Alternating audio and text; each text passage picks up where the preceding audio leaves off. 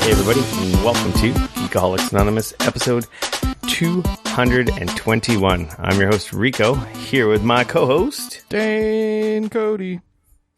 Dane, Cody, and I get together once a week, talk about video games, TV, movies, and or whatever the hell we like. Primarily video games. If you have never been here before, usually we start the show with some BS, our house cleaning section. Get into what you've been playing, news and stuff, and of course, public service announcements and free-for-alls, which look a little light this week. As we speak, TGS has just begun. Well, some of it has begun. It's been a few announcements, trailer reveals. We might have some breaking news as we record. Before we get into that, Dane, you got anything exciting to report from last week? We chatted our giant PAX extravaganza. Oh, so many games. Such a good show. No, my weekend was pretty chill. Nothing really happened for me. Played some video games. What about you?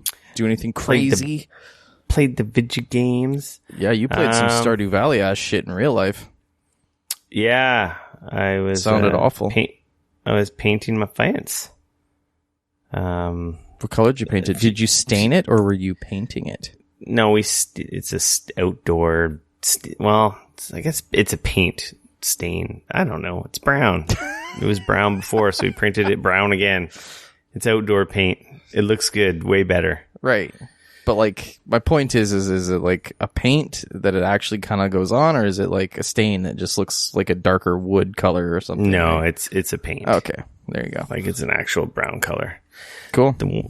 For those of you who have listened to us before, we're once again attempting to record this live. We're streaming on Twitch, so we excuse us for any hiccups that we may incur during the show. Twitch.tv/Geekoholics. You're welcome. Yeah, because I can get quite distracted and, lose a train of thought because there's all kinds of things going on my multiple screens. Yeah, now you know how I felt. Yeah. As I'm streaming from my side. The thing that bugs me is I can't see you because you're on my other monitor and my mic is like right in the way.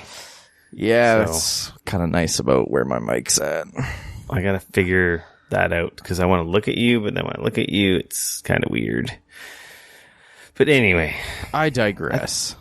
I think that's enough BS, Dane. Let's get in some house cleaning. If you haven't already, join us on Discord. Our Discord server is our fun offline chat where we all hang out after the show in between episodes and, just hang out with all our buds. BS, group up for playing some vids together. Oh, yes. Make fun of each other, encourage people's bad purchasing behaviors and so forth. It's a good time, so you really should hop in the Discord server. You can find it using the link bit.ly/gapdiscord. That's bit.ly/gapdiscord, and that'll, in any browser, that'll take you straight to the channel. You can do it through web, you can do it through browser, but you can also download the app. I highly recommend you download the app. The app's a lot of fun. It's real good. Works really good. It's a good app. And then, so make sure you follow us on Twitch. If you are not here live, obviously Dane mentioned it already, twitch.tv/Geekoholics. We still haven't decided on our streaming home. We're liking the mixer, but my shit was already configured for Twitch, so here we are today. Fair enough. But when you're hanging out and you're playing video games, Rick, where might people be able to find you? I am usually at mixer.com/geekaholicsrico. Sweet. You can come bug me if you want on mixer.com/DaneCody. We'll probably move over to Mixer. Yeah. In time when I can change my username again, because I already changed it once, because I'm just going to end up killing the Rico and just using Mixer/Geekaholics. I think that will be our future home, but we'll keep you guys posted. We'll see how this goes. Word. Mine's not changing, so that's fine. Yeah. Dane Cody. There's no other Dane Codys, or at least there's none that are like tech savvy. Tell that to some asshole on Twitch. Oh, that's the one place you don't have your name? Yeah, the one place. It's all one. So all one word, at Dane Cody. Some asshole, he's never posted a video, but he's on Twitch, and Nice. so I can't use it. So I had to do like Dane_Cody on Twitch. It's really annoying. I know. I was just like, really? Are you kidding me? Like, who has like? Anyways, That's moving a on. jerk that's a jerk on Twitter who has Rico. There you go. He's not even posting. And then a anything. jerk on PlayStation that has Rico, and a jerk on Xbox that has Rico. None of those jerks is me, and that kind of pisses me off. I did come up with a new handle, but you didn't seem like you really liked it. I kind of liked it. Yeah. I thought it was hilarious. It was fine. It's available everywhere. I could change all my online links to that thing and then get my brand. Well, don't say it out loud, otherwise I'm not somebody will going to say it. snap I'm not that going to say shit it out up. loud, but I could get my brand unified across all the platforms. I mean, that would be helpful. We'll talk about it offline.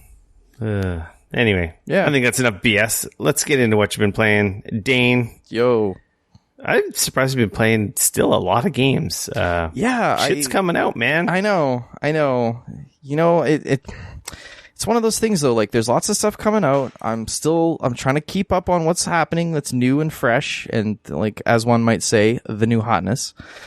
But I'm also trying to work my way through some of this back catalog because some of our listeners were giving me shit because I have yet to finish The Witcher 3, even though it is one of my all-time favorite games. I still need to actually finish it. So I have to finish it before Cyberpunk comes out next year. So that's my thing. I have to finish The Witcher 3. You're pretty far. I'm 57 hours in. Stream. I'm 57 hours in to The Witcher 3. So I dove back in on the weekend. I was like, I'm gonna play some more Witcher 3. So I sat down and I thought I beat it. I thought I was in the end game. I was like, oh crap, like this is this stuff, it's happening. This is crazy. I found some huge, like there was a big reveal and I found some people and some stuff happened and I was like, and we were preparing for like a big ass battle and I was like, this is great. Awesome. Like, and then it all happened and there was cool cutscenes and everything. And I was like, this is great. I think I just beat The Witcher. This is rad. I can move on. No. It all finished. And then they were like, all right, so now we got to do all this other stuff. And I was like, are you fucking kidding me? So anyways. Womp, womp, womp. So yeah. So The Witcher 3 saga continues. Not that I'm complaining because that game is freaking awesome, but it was just funny because there was that build up and I honestly, like, I was like, well, cool. Like, I'm watching all these videos. This is like cool cutscenes. Like, the thing has happened and like, I gotta be done. It just seemed like it wrapped everything up so well. And, turns out, nope, not true. So lesson learned. You're close. Yeah. I played, all new games with the exception of some really old games. Even older than Witcher 3. Yeah. That's funny. I actually downloaded that, but I haven't actually played it yet. You have, we were talking about the Super Nintendo Entertainment System, Nintendo Switch Online. Yes, we are. You know, the name that just rolls off the tongue. Just so smooth. Because, hey. SNES, no? Well, I don't know. Hey, man. Fucking because Nintendo.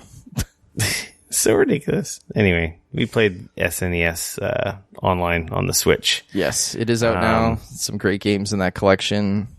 Oh yeah, I forgot because you got Twitch Prime too, so you got the free year too, right? Heck yeah. Yeah, so we're hooked up until next September at least. Yep. I guess mention it, may as well talk about it. I just downloaded it obviously because of the Nintendo Direct last week. And I'm like, messing around with it. I played some Joe and Mac 2. That was part of the service. Very nice. That game's weird, man. I don't think I ever played it. I don't know that I've ever played it, to be honest with you. Yeah, I know I saw it. When I was scrolling through the games, I definitely know I remember seeing that. I remember seeing it back in the day. Yeah, in the Blockbuster or whatever on the shelf, and I just never. I think I only ever played the first one because I started playing it and I'm like, I don't remember any of this. It's like obviously like a platformer. It's got a little bit of an open world, not open world, like overworld that you go from the different stages. Right. and it's funny because you eat like meat to get your life back, but then I guess you spit out the bones after you eat a chunk of meat. Okay. It's weird. It like lasts for a little bit. Weird. And yeah, it's strange. How's the emulation seem with all those games so far? Seems perfectly fine. Yeah. Fight some big ass dinosaur bosses. You're killing dinosaurs. I mean, that seems pretty awesome. It's a weird game. The best thing I love about the Nintendo and the Super Nintendo online on the Switch is like the save states. Like you just load a save state, and the Super Nintendo one has the rewind feature. Oh, that's nice. I think the NES one has it too, but I haven't played with the NES one in a while. But like you can hit like your L and R, and you can rewind. So if you die, just rewind. I'll redo that over again. It's like doo-doo. Fair enough. Perfect run. I'm still on my first life. I never died. Nice. Which is kind of cool for just like running through a game for nostalgia's sake, right? Oh, for sure. For sure. I played some Super Mario World, which, you have to. I mean, game's awesome. What's the other one? Is it Demon's Crest or? Dude, yes. I saw somebody on my Twitter that was playing that for the first time. And I don't. Man, I was like looking at the screenshots and stuff, and it was bringing me back. Like, I remember playing that. I think I rented that game maybe once. And then I think my mom came in, saw what it was, and was like, hell no, you're not playing any more of that. And I don't think I got to play anymore, but it was crazy because it just like bringing back so many memories. Like, I hadn't even thought about that game in ages. I don't think I played it when it came out either, because I didn't remember any of the stuff in that game when I was playing it. It's a platformer, action platformer. It's like a side-scrolling. You play as the demon. Mm-hmm. I swear it's the demon from Ghouls and Ghosts. I mean, maybe? I don't know. There's like a town. There's different stages. I fought a couple bosses. Mm-hmm. It's got a mode 7 like overworld, like in remember Final Fantasy 3, where you would fly over the world. Yes, you like fly over this like weird mode 7 type, 3/4 perspective world, and then you like land on the different areas and stuff. Right. It was different. I'm like, man, some little holes in my Super Nintendo history. I want to start. I want to start Super Metroid, which I will do. That one is definitely one that I don't know that I ever played through and finished it when I was younger. So that's definitely one I'm going to play through and actually finish. I meant to bring my Switch down here to look at it. But Good job. I got it upstairs. Way to leave it upstairs. But yeah, I was messing around with that. That's cool. It's a neat value add, like whatever. It's part of the service. Totally. And I mean, they came out with some heavy hitters. That's for sure. Like some of the games they've included are like some of the best Super Nintendo games, period. And I'm glad that like they finally did this. I mean, we always thought they were going to probably do this, but like to see them actually like drop it and go like, here you go. This is these are finally games. I mean, it opens the door to having hopefully down the road some of the other like really awesome classic Super Nintendo games come out on that as well, which is really cool. So, like you said, really good value add. I was playing it and it's like, this kind of negates the whole point of having the Super Nintendo Mini. It really does. Because now that I have it on Switch, it doesn't have all the games, but I'm sure one day it probably will have all the games. There's some glaring omissions, but they've been adding stuff to the Nintendo one, so I'm sure they'll be adding. Oops, I just dropped something. Sorry. Good job. They will be adding more stuff, I'm sure. Oh yeah. I wish I had themes. That's a kind of one thing that kind of bugs me. It just doesn't have themes. It's just got like that spotted like kind of. Oh yeah, the background side, or whatever. Which doesn't look bad. It looks better than just like a floating rectangle on a black screen. Mm-hmm. But that's the one thing I do like about my SNES Mini or Classic is that the custom themes that I loaded on there. Oh yeah, I forgot you did that. Yeah. And then speaking of Switch. Excuse me. I also downloaded the Super Kirby Clash, which was also announced during that Nintendo Direct. It's like their free to start game. I've been hearing not great things about that. I thought it was fine. Yeah? It's basically it's Kirby Monster Hunter. Interesting. It's just boss battles. It's like Right. 4-player boss battles. Okay. With Kirby, and there's like 4 different classes. There's gear you unlock. There's different materials and collectibles you get for upgrading and buying stuff. There is a currency you can buy, but there's also currency you can earn from just logging in every day. It's cute. It's kind of neat. I don't know. I thought it was, I've only played like 6 or 7 bosses or whatever. Yeah. Do you think it has any like real sort of staying power though? I don't know. That was kind of the thing that I'd heard. Like a lot of people that had played it so far, they were like, "Yeah, it's neat, but it's neat. It's kind of repetitive. I'll probably play it one time or maybe a few other times with friends, and then I'll probably never touch it again."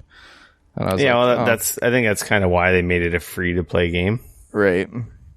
But I don't know. It was fine. It was neat. I was playing it with Teacup at his house because you can do that. Oh, that's cool. Because you can play on the same system, or you can play online as well. That's cool. Well, fair enough. I don't know. I thought it was kind of cool. I'll probably install it and give it a whirl. I thought it was a platformer, so I was kind of confused. Right. But then it kind of makes sense, like going for that like free to play mobile kind of thing that it is. Right. That kind of makes sense. Interesting. But yeah, it's free, so check it out. If I'll throw it on there. I love Kirby games. They're great. It's worth a try. Super on the fence about grabbing like this next Kirby game because it looks really interesting. And then I played some River City Girls. You're playing this on PC, right? I was, and now I'm playing on Switch. I'm assuming a certain somebody hooked you up with a Switch code. Yes. And I tried to get more. I love how you bought it and then you used the Switch code. You flat out said, you're like, if I get a Switch or if I get a code, I'll send it your way because I already own it. I didn't say that. Sweet. You asked me to send it your way. I want it on Switch. I don't want it on PC. I had a credit. It's a long story. It's pretty good. It's tough. I kind of don't want to talk to you anymore. Shush. You didn't even play it anyway. It looks great. It's harder than I expected to be. Like the first boss took me like 6 or 7 attempts to beat her. I mean, those types of games were not easy. I remember, playing those types of games a lot when I was a kid. And I'm getting super flashbacks to the old River City Ransom. Yeah, that's awesome. That's the one that I played the most. Was probably on NES, but I think I played one of the DS or not 3DS. I think I played a DS version at some point. Apparently, the series has like dozens and dozens of games in Japan, and in Japan, not many they really exploded. Not many of them made it here. And basically, the whole premise of River City Girls is it's the girlfriends to the 2 guys who are the main characters from River City Ransom. Oh, that's kind of cool. And then they've been like abducted or they're missing, and then they go on a mission to go find them. And it's like super totally reversed. Yeah, it's totally reversed. It's gender bender. That's awesome. It's like flipped around, and then it's like super anime and like poppy. Well, yeah, because it's kind of like pixel, like it's not full all pixel art, but it's like graphics, pixelated, right? It's got pretty catchy tunes. Yeah, it's got like a big map, so it's not just like the straight up like level. linear stages. Right. It's like you can go in different directions. There's missions you get from people you talk in the world. There's some backtracking. Interesting. There's shops and stuff where you buy new moves and health items and other stuff. Right. It's got a lot of systems, and it's quite deep, to be honest. I love the style. Like the style, it's super stylistic. It's 2 players. It's a gorgeous game. It's local though. It's not online, at least that I can tell. So, makes sense. The one thing I will say is it seems, now that I'm going to talk about Streets of Rage 4 because they're very similar games. They're beat 'em ups. Yeah, right. Side scrolling beat 'em ups. This game has like tons of moves. like tons of moves. Whereas I feel like in Streets of Rage, and this could be that Streets of Rage is still super under development and it's not coming out till the end of next year at the soonest. Like, I mean, they haven't said. So they haven't said, so that means we're speculating. By the way, I'm speculating it's still a ways away, right? And it doesn't have as many moves or as much depth as this game. So, but that they could not. Maybe that stuff hasn't been shown in Streets of Rage 4. Could be. So it could just be like. You also have to remember though, like the original Streets of Rage and Double Dragon and stuff. Like there wasn't a ton of moves though. Like you had a few, and like I feel like that with Streets of Rage, they're kind of doing a super high res reimagining of that original style of game. So I feel like by them not adding a whole ton of moves and stuff like that might be part of the whole plan, right? Like why they're doing it that way. Whereas like this, they might have decided like, well, let's kind of spin it a little more. This is like 16-bit pixely graphics, probably beyond 16-bit because it looks quite nice. Yeah. With a bunch of advancements and systems that you level up. It's got like RPG mechanics. Right. You earn different moves as you level up. There's a dojo where you can buy moves. There's special moves. You got a jump attack. You got a heavy attack. You've got your normal attack. Then you got your special move. Right. Special moves, I should say. Like seriously, I've got like a quick attack combo. I've got like a haymaker I can do. I got like a reverse punch I can do. I got all kinds of air attacks I can do. I can attack guys on the ground. There's grapples. There's throws. Special moves, grapples, weapons. Like it's quite deep. And honestly, I haven't even made it to the second boss yet. I've been screwing around in the second area. I've done a couple missions now. I'm actually at a point where I'm kind of stuck. I must have missed something or I'm just doing something wrong. But I'm trying to get into the mall to go talk to some guy who might know where our boyfriends are. But the security guard slept in and you got to go to his house. And he's like, you got to get the key from him to open the mall. So you go to his house and his floor is like littered with like toys. Like you can't walk on his floors. Like you take a step, it squeaks, and then he screams, and he's like, "Get out of my house!" And then it's like you get booted out. And it's like, okay, well, I got to go back and try that again. But I don't know. I don't know what I'm supposed to do in there. It looks like you can jump on some stuff, but I'm like, I'm not good enough to make those jumps right now. So I don't know if it's just harder than I'm making it out to be. But maybe that's where I ended. It's super cool. I like the music. I like the characters. The voice acting is quite good. And it's like super anime. Oh yeah, super. Like, so the big thing is though is do you like beat 'em ups? Because it is a beat 'em up. If you don't like those beat 'em ups, it's probably not for you. Some of my fondest memories were Double Dragon with my cousin when we were kids. Double Dragon 1 and 2, Final Fight. Yep. Like all those games for sure. Yeah, it's pretty cool. I think the only complaint I have so far is I think it's quite expensive. How much is it? $40? It's $40 Canadian, right? Yeah, so it's 29 American. I think it would be better if it was 20 and maybe 30.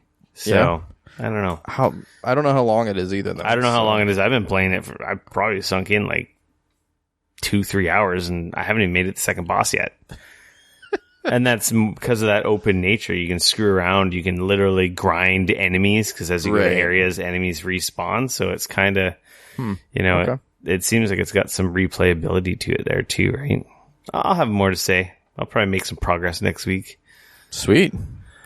Do you want to talk about Control or Gears? Because we can both talk about Gears. I haven't played any Control. I played a bunch more Control. That game is kind of growing on me a lot more than like I played the first like hour and a bit, probably hour and a half. And honestly, like I finished playing, like we I think both of us stopped at like pretty much the same place. We kind of hit like our first we got our first key card and kind of hit our first like, sort of like checkpoint, if you will. And then we both kind of saved and stopped. So I went and I continued sort of past that, and there's a boss right after that. Spoiler, I'm not going to get into it, but there's a boss after that. Spoiler alert.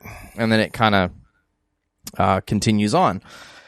And the whole beginning of that game, super creepy, and like, don't get me wrong, it doesn't stop being creepy, but it stops being as horror based, in my opinion, and becomes more suspenseful and more sort of a like X-Files-y vibe, where it's not like straight up horror like it kind of starts with, and it becomes more. And then like part of that I think has to do with the fact that you get more abilities that help you deal with things.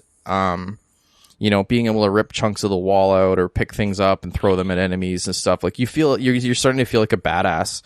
I won't lie, like the story is really starting to suck me in. Yeah. So disgusting. And honestly, like there's just the storytelling and the narrative in that game is really good. Like, they do such a good job of just like sucking you in with so many of they give you just enough information that you're like, oh, I wonder what's going on, but then they stop because they like, it's that total perpetual like asking for more. Like, you just want more and you want more and you want more, and yes, that's a transformer. But no, honestly, like I hear a lot of people love the story, like the little world they've crafted and the interesting like story they've come up with. Like, it was interesting because like I had played a bunch of Gears, and then I kind of didn't want to just get sucked into Gears and then I'm sucked into Gears. Forget about Control. And so we'll talk about Gears in a second. Like, I played a bunch of Gears, and then I was like, you felt guilty about Control sitting there? A little bit, yeah. Like, I was like, I started this and I really liked it. Totally. I was enjoying it, but it hadn't like grabbed me. And then after I played another hour and a bit of Control, I was like, oh man, I have to finish this game. This game is like, unless something happens and it falls off a cliff in a horrible way, or like some horrible mechanics like show up to really like fuck with everything, at least from what I can tell right now, that like they've hooked me. It's a little bit creepy. It's a little bit like horror. That's kind of messed up. But it's all working so well, and it's totally scratching that like X-Files, Warehouse 13 itch. But it's like, you kind of feel like a badass. So it's not like, because that's the thing with a lot of horror games, right? You feel helpless a lot of the time. You know, like, you look at like a Resident Evil game, most of the time it's like you could get messed up pretty quick, or you're running out of bullets all the time, or like there's always that feeling of helplessness that, you know, makes it horror, because you could die very easily at any kind of moment. Whereas like Control, as I keep playing it and as I get powers and more things and abilities and stuff like that, it's like I'm not helpless anymore, and it's really becoming less horror. Yeah, and you more get suspense. quite powerful, and they really like want you to use your powers. Like, and there isn't much of a cover mechanic. You're really like pushed to fight. Mm-hmm. The only complaint I've heard about Control from people is that the checkpointing can be quite bad. Yeah. Oh, and the map is confusing, which we talked about. The map is already. horrible. One of the things that I'm noticing is that what I'll do is I'll pull up the map to kind of get a general direction that I need to go. And then I'll notice like so like when you pull your map up, like a lot of the areas are labeled, right? And it'll tell you in your like sort of mission what you're supposed to be doing. You know, go see this person in this area. So what I'll do is I'll pull up the map, get an idea for where I'm supposed to be headed towards, and then I'll actually use the in-game signs. And I'm finding that works so much better. Yeah, because there's tons of signs on the walls and telling everything. You where stuff is. Yeah, and it actually works really good. Like which is weird for a video game, because most of the time you don't even bother looking at the signs, because let's be honest, they're usually garbage, or they're just there as eye candy. I saw the signs. And it opened up my eyes, and then I saw the signs. So definitely I will be playing more Control. Yeah, I want to play it. Yeah. But while I pop everyone's ears with my really loud clipping there. Yeah, good job. I've just been sucked into Gears. So I streamed it a few times last week. And yes. I was streaming it. experimenting, like streaming from my PC, streaming from the Xbox. Okay. It's perfect streaming from the Xbox, but I am so goddamn bad with a controller in that game. Dude, like it's hard. Everybody tells me, "Oh, it those feels games are good, made but for a controller." Screw that shit, man. I'm playing it on PC with a mouse and keyboard, and it is, it is so good. It's good on it's good on PC. As far as I'm concerned, that's the way it's meant to be played. Oh, it plays beautifully. It's an awesome port, but like on Xbox, it looks awesome. It plays awesome. I just PC, suck with a controller. It looks so good. So yeah, everything is maxed out on Ultra. It's high res. It's buttery smooth. That's the issue I was having. Is like I started streaming on PC, but for some dumb reason, as great as a port it is, it doesn't have a monitor resolution. It only has a render resolution. So because I have an ultra wide, it just defaults to 3440 by 1440p. Right. So I can change that render resolution, but it doesn't change the aspect. So it's still ultra wide and only lowers the like render resolution. Yeah. So it's like, but I want to change it to like 2550 by 1440 or like, just even 1080, play it windowed so I can stream it better. Because you want to play it windowed. Well, I want to play it windowed to stream it because when I play it ultra wide, native resolution, it plays perfectly fine for me. Okay. But it kind of chugs on the stream a little bit. Oh. Like I don't notice any issue when I'm playing. The game plays perfectly fine. Yeah. But I noticed the stream kind of hiccups a little bit. So then that's why I was like... Is it dropping frames? Do you know? I don't think it's dropping frames. I don't know what it's doing. So on Streamlabs on the bottom, it'll show. I didn't notice thing where it says like usually if your stream's chugging, it's usually because it's dropping frames. Yeah, see, I can't. And that's see usually a render thing. Yeah, and that's the thing is it's usually a render thing where, like for example, if you're using your video card to also render the video, but your video card is being used 100% to render, for example, then you can have an issue. I think that's where the problem is the game is on ultra settings, ultra wide. Right. Which, So for me, I have extra cores of like my processor.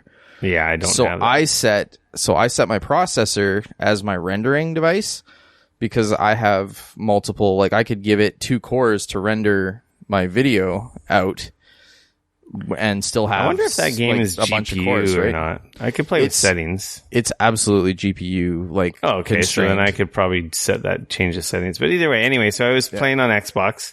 That's where I discovered I really suck with a controller.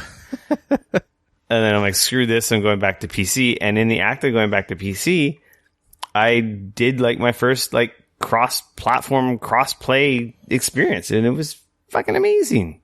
Oh, you mean with your save?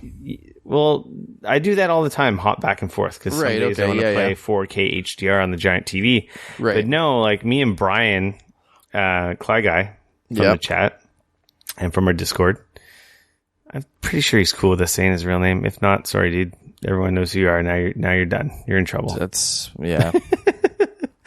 It's nice to you. We were playing on Xbox, and I sucked at Xbox, and I was getting frustrated. Right. But I still wanted to play with him because I'm really liking Gears 5. So yesterday, I'm like, let's just see if this shit works. So I was in Gears on my PC, and I just sent him an invite. And it's like, hey, he's in my game. Okay, well, crossplay works.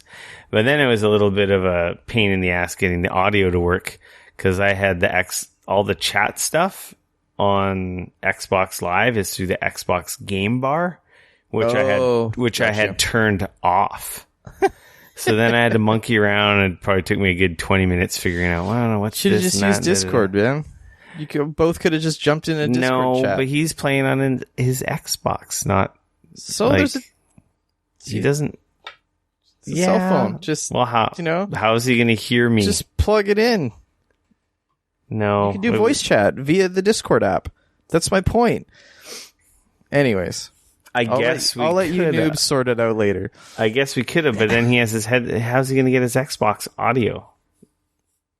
He doesn't have a cord. For me, with my Logitech, I could cord in anything. So that's how I figure that out. Anyway. Yeah. No, that's fair.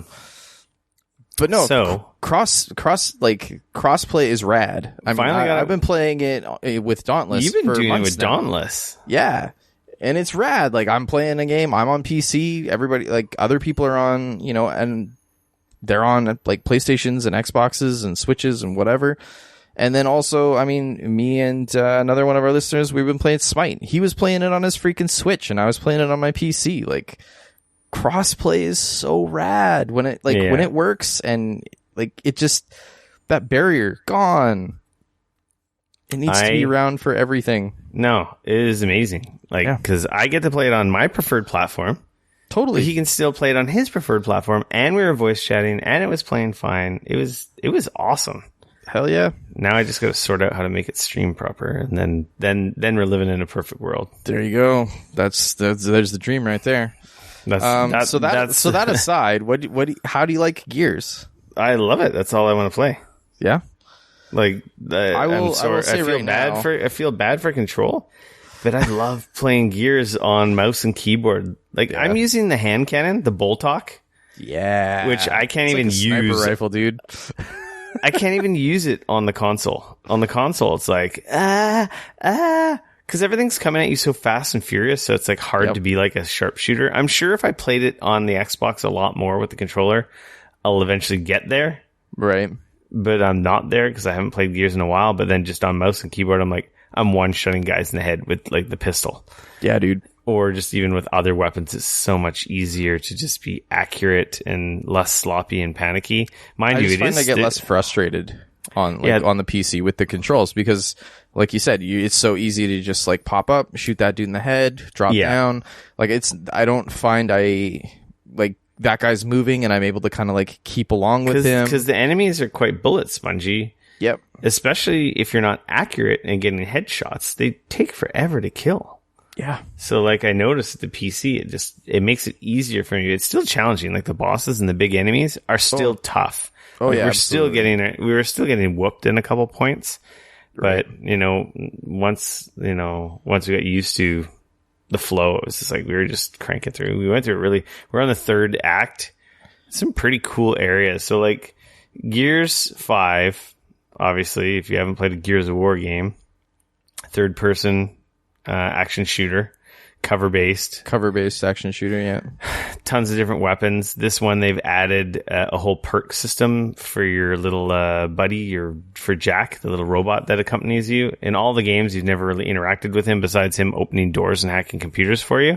Right. Now he's kind of like an active, like, part of the team and has cooldowns associated with him, which are pretty cool. He's kind of your upgrade tree too, right? Yeah, he's upgrades. He's like your dots. He's like he freaking attacks and freezes enemies. He does crowd control. He saves your ass when you're downed if none of your teammates are around you. Right. It's pretty cool. They've really made him like a fully fleshed out, like, your autonomous drone robot that fights with you. Totally. Which is really cool. And you control him, make him grab stuff, make him attack enemies. Get him to push buttons for you that are which is the only thing he's ever done up until this series. Mm-hmm. But Act 1 is kind of like the intro. Act 2 is where the game kind of really starts. Dude, I just want to say, Act 1 ended, and I was seriously sitting in my chair going like, oh, no, are you kidding? Like, I was seriously there's been a couple moments like that. Like, it really, like, I just, like, so I finished Act 1. I've just started Act 2. There's a huge sort of walk and talk at the beginning of Act 2. And I just sort of finished that where it kind of actually starts to sort of dive back into the action. That's kind of where I stopped. Cool. But, like, honestly, yeah, so I kind of know, like, that it does some things after that. You're getting to the point where this game really shows the new features of Gears. Yeah. As opposed to just being linear shooter, which all of them have been. There's been branching paths and shit. But essentially, they're linear stage-based shooter, all the Gears. Which, to be honest, I have not, like, I don't mind that. I actually appreciate that about them. because like I feel like they've always used that as a great way to tell a fun story and to kind of keep you because they control they control the narrative, everything right? you see, right? Totally. They control the experience 100%. And like honestly, like Act 1, I can honestly say some of the best Gears that I've ever played. Personally, like I really enjoyed Act 1. Like I thought like it was fun to play. The story beats were like holy shit a bunch of times. And then like I said, it ended and I was just like I was stunned. Like I was seriously sitting in my chair going like, holy shit, did that seriously just like did that just happen? Oops. Yeah, which was wild. And I like honestly, I'd never really felt that way about a Gears game before. Like there'd been cool moments in Gears games, but nothing had kind of hit me like that before where I was seriously sitting there going, holy shit. Yeah, just happened. Like I like the story. Yeah.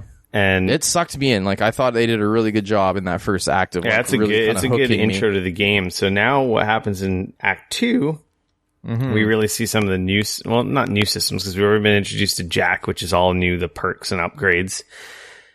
But in Act 2, it's semi-open world. You've got a skiff, which is like your little, like, I don't know, snowboard, like thing? wind sail, like little vehicle. Right. And basically you've got objectives on the map, and there's obviously the main mission, but then there'll be like side objectives or quests or areas that you can do. And basically the world is very pretty. It's kind of barren between spots, you know? Yeah, you don't really run into enemies. Like just a ton of life out there. Like like you don't run into enemies just out in the in-between spots. Right. You just get like a nice, cool, like sailing around the environment, and it's very pretty. And you can explore, and you'll see these flags like in the distance, which kind of highlight areas that are explorable. And that's the thing is when you go to one of those areas on the map, like I said, which at first I didn't notice because I was kind of like looking, oh, where can I go? What's over here? What's over there? Oh, there's just cliff, nothing. I was like, oh, when you see flags, those are kind of like areas you can go to. Okay. And they're basically like little mini Gears levels. Side stuff to the main stuff. Right. And the rewards for doing those will like either be like upgrade components for Jack or straight up like new perks for Jack. Some of the ultimate abilities you can unlock. Yeah. So they're worthwhile doing. Okay. And they're all different. Some of them are like little side stories, like looking for people. Or one is like, oh, there's just, you got to go take over this place, or there's a bunch of bad guys or whatever. Like there's different little stories or vignettes for each of them. And they just add more lore and more depth to what's going on in the world, and a lot of banter between the characters. And that's the other thing. When you're on the skiff going around, they kind of borrowed from God of War. Right. There's banter between the characters, like as you're going, which is kind of neat. So they're adding more character and story as well. Sweet. I will say one of the stupid side missions fucking glitched for me, and I couldn't open the chest at the end. So I think I'm just missing a perk that I can't get. I've reloaded the save. I quit the game and reloaded, and it's just, I can't open it. It's just glitched completely. So I don't know what I'm missing, but it's kind of annoying. I eventually had to move on. Yeah. But yeah, and you can ignore that shit, but yeah, probably wouldn't. Do you need those perks? Probably not, but they help. Like, yeah, I got like the pulse ability that Jack does, which highlights enemies in the world. I've got it fully upgraded, so it also highlights like ammo and weapons. Nice. But then it also adds like a damage buff to enemies that are revealed, like 20%. That's cool. Or I got his flash ability fully upgraded, and it actually like freezes enemies. Oh, like, sweet! Besides just stunning them, where they're like rubbing their eyes and they pop out of cover, it just straight up freezes them so you can murder them. Outstanding. Yeah, I don't know. I'm having a lot of fun. I just want to play more. I love playing it on PC. It's an awesome port. It runs amazingly. It's so cool that we were playing like crossplay. That needs to come to every fucking game. And this bullshit of me having to buy multiple copies of games. Well, that's the thing. I played Gears 4 on PC like this, and that's why I was like, man, like I don't think I could ever play Gears. But they didn't have crossplay on Gears 4, did they? They did. Did they? Yeah, that's where they brought it in. Was that kind of where they started? Yep. I never played it. Well, we never had I never had many people that were Xbox only. So Yeah. So, yeah, no, it's a great PC port too. Like man, that's a pretty game. There's been a few moments where I've just kind of stopped and like been like, wow, this. Oh yeah, it looks awesome. This game looks so pretty. Even my wife came in and like was like, wow, what is this? This is really pretty. You know, something that's really neat. Excuse me. I will definitely be playing through and finishing that. It's like this whole control gears back and forth in my head, mixed with some Witcher 3 that's like, yeah, you gotta finish me. Yeah, it's rad. With Gears, you know what's neat is that Clay Guy was playing, he's playing with the gore filter on. Yes. So like the game just looks like totally different to him compared to me. Like I have it with the gore on. I'm seeing guys gib and explode and blood and disgust. Like it's quite violent and disgusting. Oh yes. And he's like, he has it off, and he's like, well, that does nothing for me. And I never really thought about that before. It's like, that's true. Like if you didn't have that, there may be some people that are sensitive to this who would like otherwise never play the game because it would be too much for them. Like, yeah, that's kind of neat. There's definitely people like that for sure. And he's got it off in his game. I have it on in my game. But you've so got it on in yours. You know, I don't have to make a compromise, or he doesn't have to make a compromise, so we can still. I'm just blown away, like how awesome the crossplay was. Like every aspect of it. Like Microsoft is just killing it in that aspect, and Sony really needs, smart. It's all Sony really needs to get their fucking head out of their ass and start like they're doing it slowly but surely, but they really need to. This needs to be just a thing, like. Not something we beg for or ask for, just like a thing, period. Right. Anyway, Gears 5 is pretty good. I'm in Act 3. Haven't beaten it. Really loving it. And there's no reason anyone out there shouldn't try it, because you just get Game Pass. Yeah. That was the best part, is like Game Pass Ultimate. We got it like super early, was able to play. It was rad. And it's available for everyone else now on regular Game Pass, so you don't have to go the Ultimate route. You need Ultimate if you want it on PC, though, I believe. Yes. That includes the PC, Xbox Game Pass stuff. I think that's it for what you've been playing. Shall we get into some news and stuff? Let's talk about the news. The news. Apple had their big reveal event, iPhone event thingy-majiggy yesterday. Yeah. They opened with the Apple Arcade stuff. Yeah. Showed a couple demos, some games, talked about a price, talked about a release date. It's $4.99 a month. It's coming... $4.99 US. Yes. And it's coming, what is it, September, isn't it? September 19th. 19th, so yeah. Next week. Apparently they're claiming there's going to be 100 titles, which will be playable initially on the iPhone, but then will become playable on the iPad, Mac, and the Apple TV down the road, all included for that same price. They have said that you will be able to also connect a Xbox One or PlayStation 4 controller to make... sweet. So they will be supporting all of those. And yeah, there's 100 games to start. I kind of want to find an Apple TV to experiment with this. Some of the games look neat.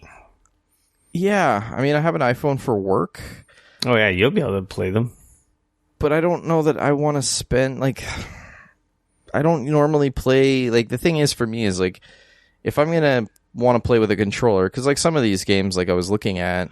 I'm like, yeah, I definitely want to play that with a controller, which means I'm going to have to bring my iPhone home and I'm going to have to use a controller. And at that point, why would I bother playing it on my phone when I could, like, because some of these games are going to be coming out on other platforms as well. Mm-hmm. Some of them obviously are going to be like exclusive to the Apple Arcade, but a bunch of these are also coming out on other, Steam or on other platforms. So it's like, I don't know, like for me in my situation, I don't feel like that would be the best way to play a lot of these. And like, I don't know how interesting that is for me at that point. Like, you know, like if there was, I don't know if there was like another way, like I don't own a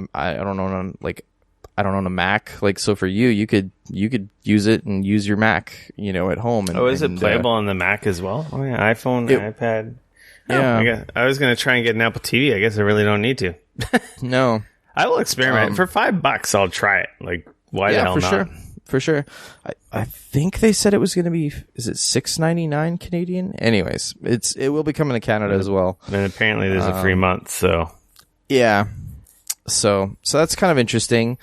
They also did announce like the iPhone 11 and stuff. I don't necessarily know if we need to get into it super deep here. It's very expensive and dare I say, kind of ugly.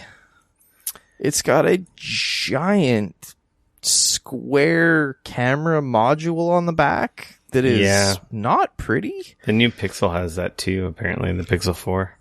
I'm hearing rumors of that. Like, honestly, the new Pixel 4 from the leaks that they've shown looks an awful lot like an iPhone. Oh, I'm sure it's the exact same camera setup. I wouldn't doubt it.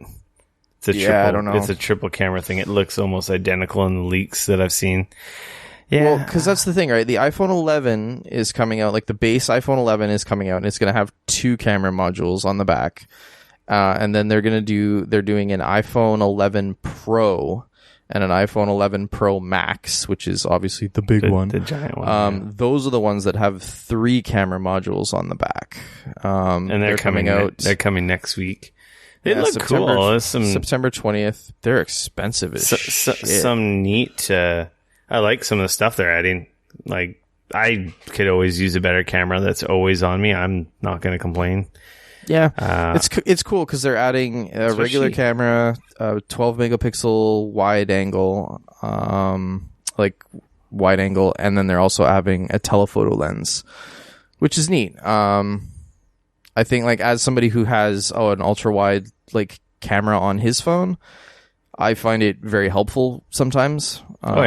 For taking selfies? Probably no, because it's on the back. Like, for landscapes and just for different things, it's really helpful. And I do enjoy it. Pics? Well, obviously, it makes it look so big. Well, you need all that extra wide, right? Of course. They look pretty. I like the features. I like the functionality, and I'm all good with the stuff they showed. Updated CPU, GPU. They're, the A13 is better than the A12, which I would hope. It's the fastest processor in a mobile device. They're doing OLED screens, at least on the 2 Pro models. I didn't catch if the regular iPhone 11 will have an OLED or not. I know the iPhone XR or XR, has, like, it doesn't have an OLED. It's like kind of the one that doesn't. They're claiming like up to 4 and 5 hours of additional battery life for each of these models, which is pretty nice. Overall, it's new iPhones. If you're an iPhone fan, and if you haven't upgraded, I feel like if you have a 10s or a 10R, unless you absolutely need the photo capabilities, I don't really see any reason like why you would want to upgrade. But maybe if you had like, a 7 or an 8, this might be like a nice upgrade. It'll make for a nice upgrade. That Pro, I don't know. I think the Pro looks sweet, but I'll be probably holding my breath for a Pixel 4, which looks like it's going to have a very similar camera system. If not the identical camera system, because let's be honest, they're it's made by someone else. All the sensors are made by Sony. In both of them. I think the only thing I would want in a phone nowadays, because I'm so happy with what I have, and the biggest thing that's like very apparent and missing is just like a quality zoom. Like when I was in San Francisco, I had my DSLR, right, and just my cell phone takes fantastic photos. It has a pretty decent zoom, minimal zoom, right? Yeah. But it's no good for landscape or like buildings or anything. Like it's good for close subjects and stuff. But it's like you may as well just really not consider the zoom on a cell phone. It's because it's digital zoom, right?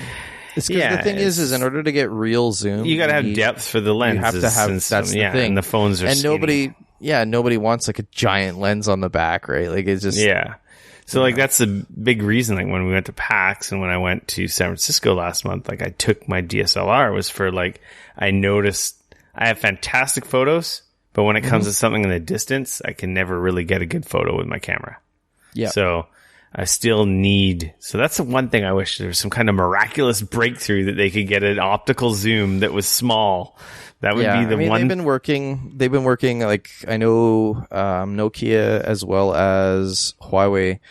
They're both working on like digital zooms that are, they're claiming are as good as optical zooms. Yeah, and probably essentially what they're doing. Machine learning and AI stuff, they can combine photos and get there, I guess. What it has to do with is taking giant photos and then being able to like scale them down. So like you take like a 40 megapixel photo and then you zoom it down and like, using AI and everything else, they can. But that's the thing is it's fake, right? It's not just like an optical zoom where it's like you're literally taking a lens and you're extending. You're just editing the photo. The the phone's just doing it all for you on the fly. The only thing is the phone is taking so much information that you can do that, right? Yeah. Which is cool that they have this kind of, that's like night sight, right? Like you get these amazing night shots because they're doing all kinds of shit in the background. Hey, we're getting there. Which is cool. Yeah. Speaking of cameras, I just found out they're finally making like a reasonable, decent upgrade to my DSLR. So I might be upgrading camera next month. You mean your full frame, right? It's not a full frame. It's a compact. Yours is a what do they call a frameless? It's a mirrorless. Yeah, sorry, that's what I meant. Yours is a mirrorless, so it's like it's a what do they call it? It's like that. It's like the in between, like between like a it's DSL, just smaller, like but it's got the interchangeable lenses. It's a Sony. Yeah, I'm not. Yeah, they're mirrorless, is what I'm they call them. not super rich, so I can't afford an A7. So, and you wouldn't really want to pack around an A7 all the time, anyways. Well, they're not that big. They're pretty small, but it's like $4,000. They're big, man, especially when you start buying glass. They're $4,000. I'm like, no. So anyway, they got a new Alpha 6100, which does a lot of things I want. Namely, Sony finally fixed the fact that they have the screen that flips towards you, so you can, like, for filming video or selfie stuff, you can see the goddamn screen. Sony's didn't do that forever. It also does 4K video and whatnot. Right. And has a mic input as well, which is another thing the Sonys didn't have. All things I would like to take advantage of for my filming stuff. So I think I'm going to get that. It comes out in October. It's not too expensive. That was one of the two things that's been burning a hole in my pocket, or idea-wise. I'm like, because I've been like, I really could use another video card because then my streams would be better. Then I wouldn't have to deal with all this bullshit. It's like, but I think that's a bad idea. I'll see if I can resist that one. I definitely want the camera. Speaking of video cards. Yeah. Well, speaking of video technology, the story by Eurogamer. The last two stories, I think, were from Eurogamer as well. Matt Wales was the Apple story. This story is by Will Judd, Eurogamer, senior staff writer, Digital Foundry. New G-Sync support makes LG's 2019 OLEDs the best TVs for gaming. For HDR, like... Yeah. Instead of having to buy those big format gaming displays, which are bajillion dollars, you can get away with a $2,000 OLED, which is they're G-Sync compatible. So not like, they don't actually have G-Sync like chips in them, but they're doing the variable refresh rate on HDMI. And that's pretty cool, especially if you got your PC hooked up to your big 4K TV. It'll just make the experience that much better. I find it interesting because these are G-Sync compatible. It also means that they're FreeSync compatible. Yeah, so you probably I don't know AMD why cards would benefit over that. Yeah, they're not seeming to mention this because... Probably because AMD doesn't have like a trademarked name that they advertise. They just... It's called FreeSync. That's true. I don't know. I guess just... I don't know. Don't ask me why. I don't know. It's because AMD is they're going with the standard, that's kind of what this is. These are G-Sync compatible. This just means that they've gone to like NVIDIA, given them a bunch of money, and made sure that their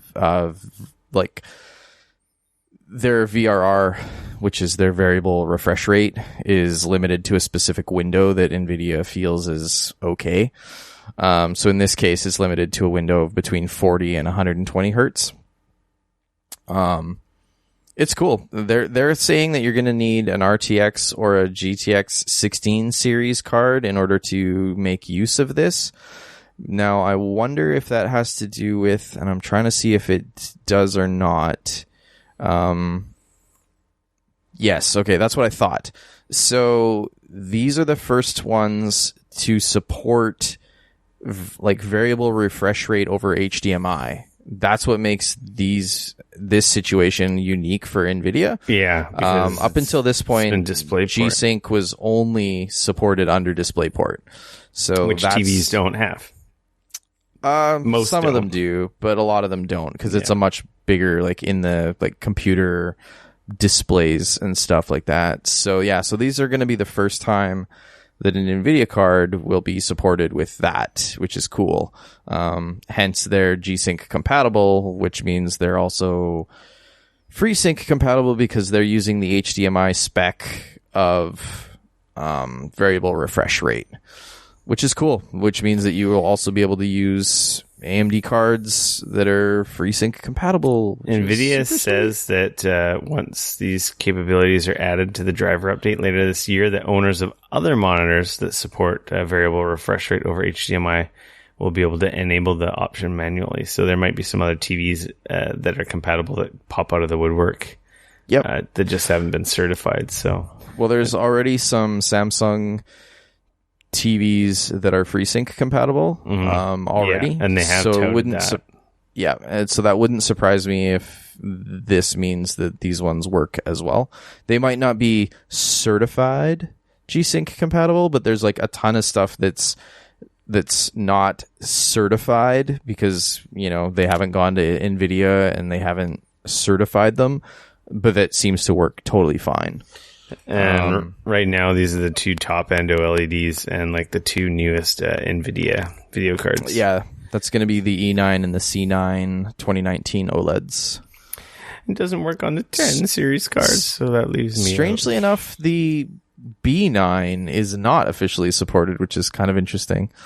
But either way, super cool. That's the type of stuff that I'm excited about from like everybody to start utilizing. Like, you know, like if I buy a new TV, like, could you imagine if like the new PlayStation 5 and Xbox One are both like, say, FreeSync compatible with variable refresh rate? Do you know how rad that would be? Like if you have a variable refresh rate TV, I have to buy a new TV. That would be so sweet, because then you would be able to have, you know, like a 144 hertz or 120 hertz TV that's actually like variable refresh rate compatible with your gaming console. That would be one more step closer to getting a PC experience in your living room. Yeah, and also then you wouldn't have to waste horsepower on VSync and stuff, right? They could use those resources and other stuff in the games and so forth. Oh, totally. And you don't get the lag, like the input lag from VSync. And on top of that, like your games are just smoother than they are with VSync. Yeah, like I have a G-Sync monitor, and that's a big reason why I like playing my stuff on PC, because it's so goddamn fucking smooth. It's smooth. Once you've enabled your 144 hertz, of course. Even when shit doesn't like work, or even when shit's like 60 FPS on console, it still just looks way better on the G-Sync monitor. Like, you know, it's because any fluctuations, you know, if it drops to 58 frames, exactly, that you don't see them because it's very like that refresh rate's going with your monitor refresh rate. Yeah. Right? I love my FreeSync monitor. It's amazing. Yeah. Man, you just got yours. You're kind of new to this realm in the last few months, right?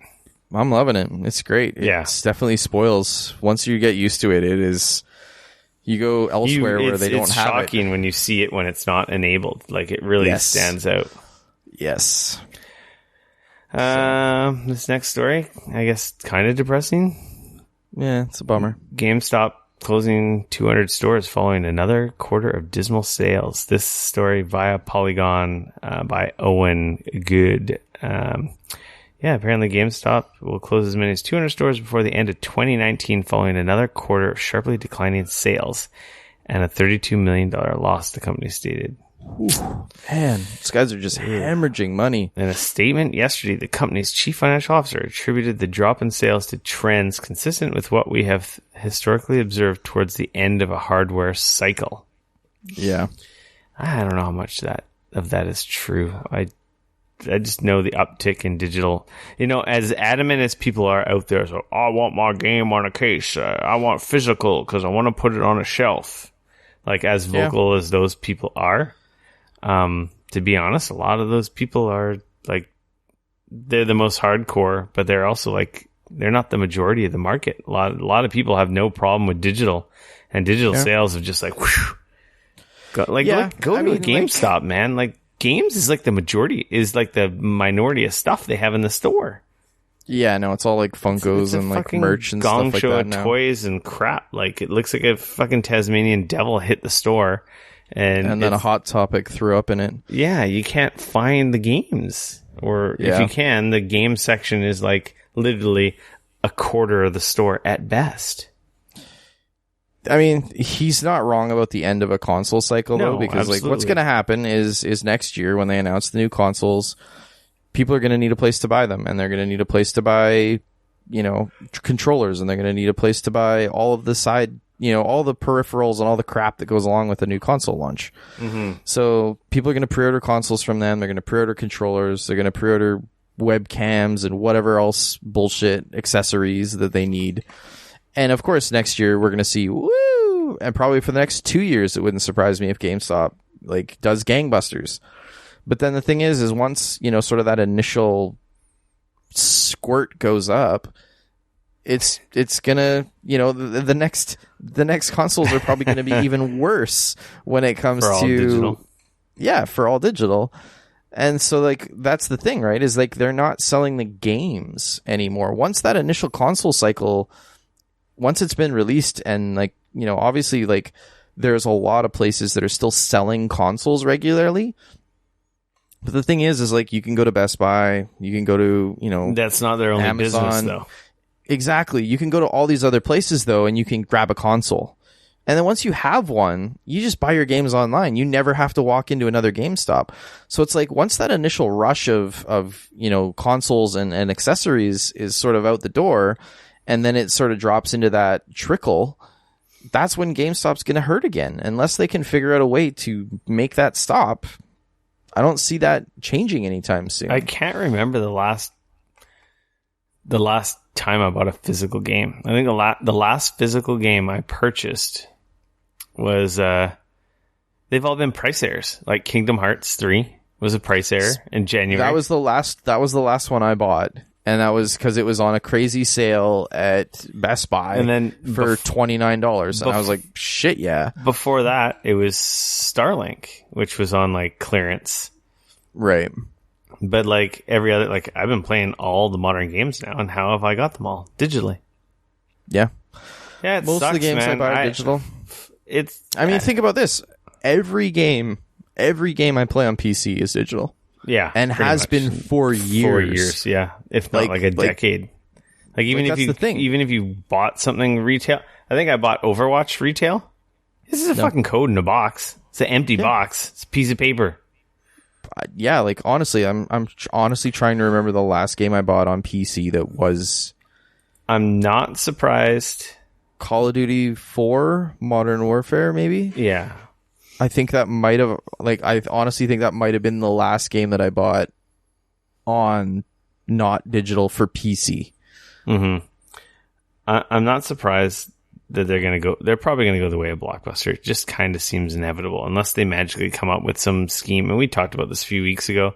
Some new business model. I don't know what they can do. I have no idea, but my advice, if you work at a GameStop, and you're a manager, or just you got some talent or some other skills, might be a good idea. Maybe start putting your resume out there. Yeah, it would be a good idea. Maybe take the opportunity to get some, night school, some extra education, or if you actually have a decent resume already, I'd start maybe looking elsewhere before, the other shoe drops and you're on your ass and reacting as, Right. It sucks. I love video game stores and I don't like them to close down, but hey. It's interesting. I drove by one today that I haven't been in probably 10 years. I didn't even know if it was still there. Mm-hmm. It's in New West here in Vancouver. It's called Game Deals. And it was interesting to me because, of course, right on the, as I was driving by, I didn't get it. I was working. So there's a huge part of me that kind of wanted to pull over and check it out. But, they, of course, on the outside, they were like, oh, go to Game Deals. They had their website and everything like that. And I was like, oh, cool. I'll check that out later. GameDeals.com. .ca. .com. And I go to their website and it's just, all it is one page with come check out our store. This is kind of what we do. Here's our address. Here's our phone number. And this is our email. It wasn't anything. And there was a huge part of me that was just kind of with this day and age, that is not how you want to run. Everything is web based now. It was one of those things that was kind of interesting. That being said, I still kind of want to go in there because apparently they do quite a bit of retro stuff. So you're saying you got to have a good web presence in today's day and age. That's exactly what I'm saying. Thank you. I apologize to anyone that's been noticing me on the stream, yawning and my kiddo's been sick for the last 5 days and sleeping in her bed and goddamn kicking me all night long. I'm just boring you. No, I get it. You're not boring me. It's just fine. Just a little tired. So sorry if it's annoying you. Shall we move along? Yeah, absolutely. Project Resistance, the latest Resident Evil game, gets a reveal. Did you watch this trailer? I did not. This story via Kotaku and our friend Luke Plunkett. This is an interesting game. It's it's a 4 versus 1 asymmetrical co-op experience. So this seems to be the new hotness these days. So Death by Daylight or Dead by Daylight, yes. They kind of did this where one person is, the horror character and the other people are trying to escape. The premise here is that apparently Project Resistance is you play as one of 4 survivors that get stuck in a secret facility and you have to try and escape. And one player takes control of what they're calling the mastermind, which is the bad guy behind the facility.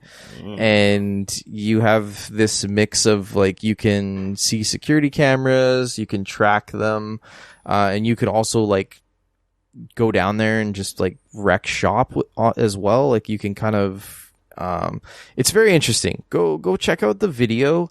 When I heard they were making a new Project Resistance, they had kind of announced that this was the new Resident Evil thing, I got kind of excited, and honestly, when I watched the video, I was that's kind of not what I wanted out of a Resident Evil game, but who knows? It may come out and be something really special. I don't know. It looks like it's timed of some kind. So there's in all the video, there's a big timer. I'm assuming that there's multiple levels or layers or something. It looks like where you have to try and get through. It also looks like the mastermind can help either. They weren't clear if you build they weren't clear if you build entire levels for people to play or if you're just sort of augmenting existing ones and you're able to place enemies and traps and things like that while the game's kind of ongoing. That part I'm assuming we'll find out more later. But yeah, it's kind of interesting. It's a bit of a cross between a Resident Evil, sort of a Dead by Daylight type game, kind of crossed with a little bit of a Left 4 Dead kind of vibe is sort of what I got from the video. Interesting. Apparently there's going to be a beta next month in Japan. No word on a release date yet. Also have no idea when it's coming sort of stateside yet either. They are saying that the game is going to be coming to PS4, Xbox One, and Steam.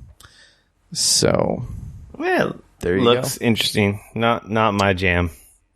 Yeah, it's some people like a multiplayer only experience. Like I said, it'll be interesting to see a little bit more, but it definitely did nothing for me that made me go, "Oh my god, this looks amazing! I don't want to play this." We'll see.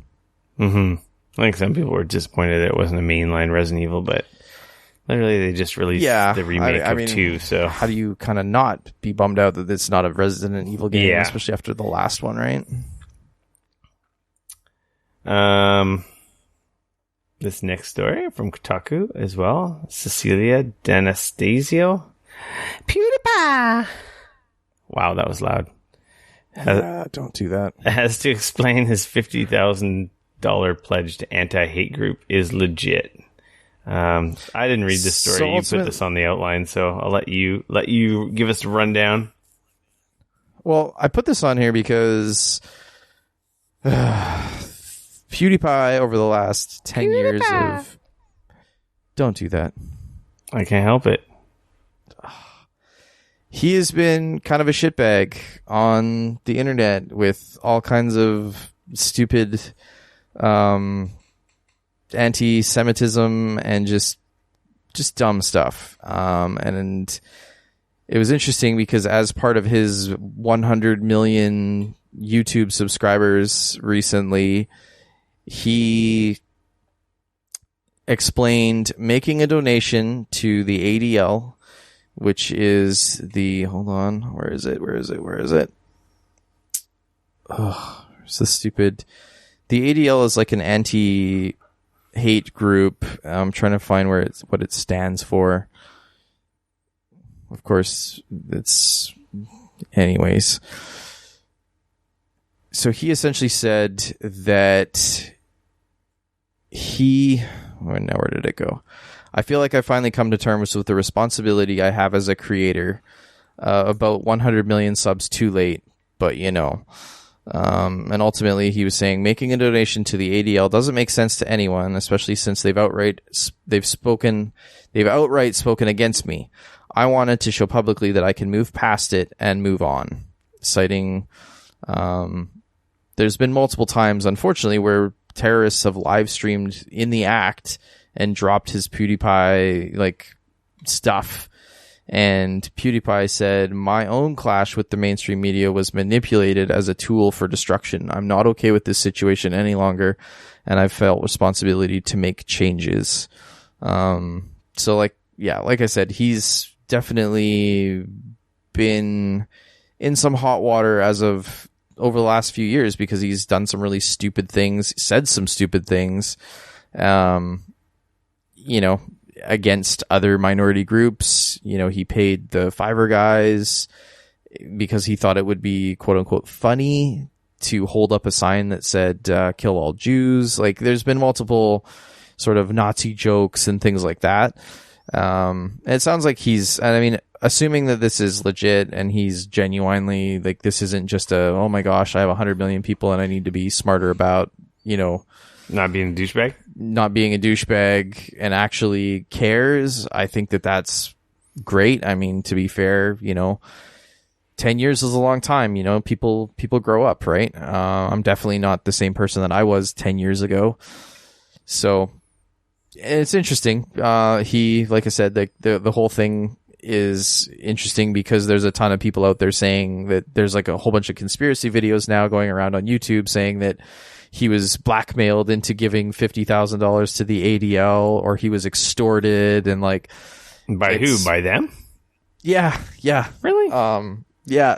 I mean, it's the internet. People are going to try and be stupid, right? So yeah, it if this is honestly like a thing that he's turned a corner on, that makes me. He's probably realized that when you're a kid, like you're bored, you make stupid jokes, and that's like, oh man, if you actually listen to what you're saying or did, it's like ugh. Totally right. And it's like, so like at the end of his video or at the end of his thing, he said here, like, I'm 9 years older now.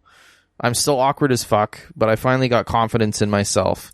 I made a lot of mistakes on the way, but I've grown. I feel like I have, at least. And I mean, like, I can understand that, and Well, and that's the thing, though, for someone who broadcasts so much of their life, you get caught in those slip-ups. Because you're on a camera more than... He probably has more footage than a lot of movie stars do. Of, like, I mean, moments that are more, like, in the heat of the moment. So, like, like, let's be honest, like, behind the scenes in our house, when we stub our toe or we do something, the kind of shit we say or do reactionary, you know what I mean? Like, I'm sure everyone's, like, said or done something that's like, oh, yeah, that wasn't cool.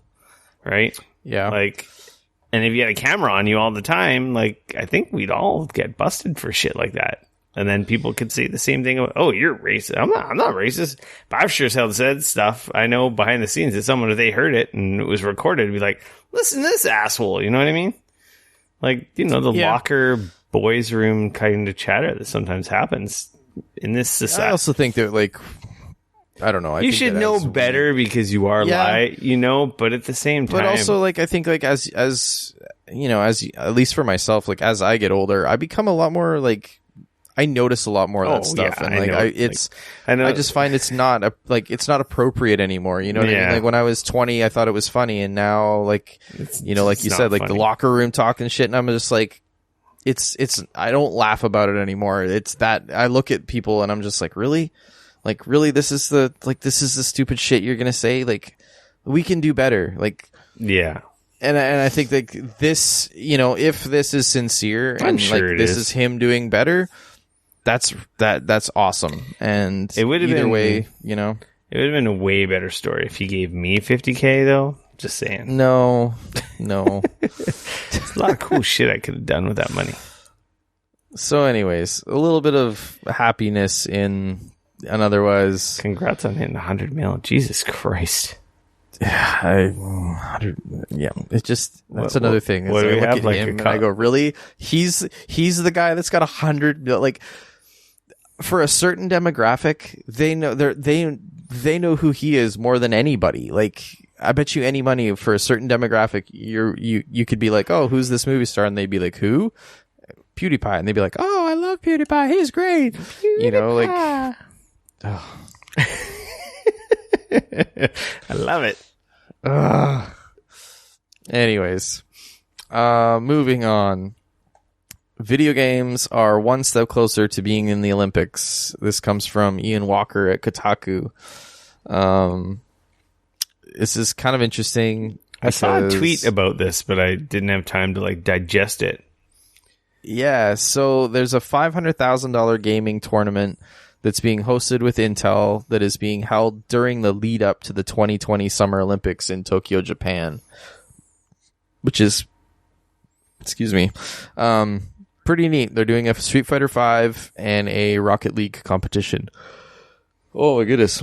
Which is a $250,000 prize pool for each game. Mark Subotnick from Intel explained that these two titles were chosen due to the ease with which even casual spectators can keep up with the on-screen action.